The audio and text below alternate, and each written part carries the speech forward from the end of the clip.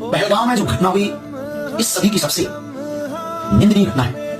उन्होंने ना ये पूछा कि आप किस जाति के हो, ब्राह्मण हो, क्षत्रिय हो, वैश्य हो या सेवक हो। उन्होंने ऐसी पूछा, ना एसटी पूछा, ना ओबीसी पूछा, ना सदन पूछा। उन्होंने ना ये पूछा कि तुम तमिल बोलते हो या मराठी बोलते हो या गुजराती बोलते हो या पंजाबी बोलते हो। उन्होंने सिर्फ ये पूछा क्या तुम हिंदू हो, और गोली मार दी। इससे बड़ा दुर्भाग्य इस देश का कभी नहीं हो सकता है। हिंदुओं के लिए सबसे बड़ी चुनौती ये हो गई कि अब तुम हिंदुस्तान में हिंदू होने पर कहते हैं और वहां जात 80%।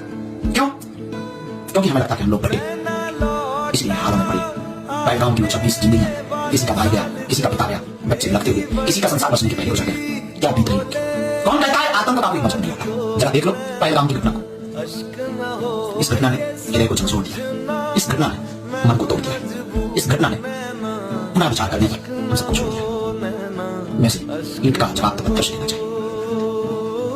हम यही अंत में कहेंगे हिंदुओं से, अब नहीं जाने तो कभी नहीं जाने।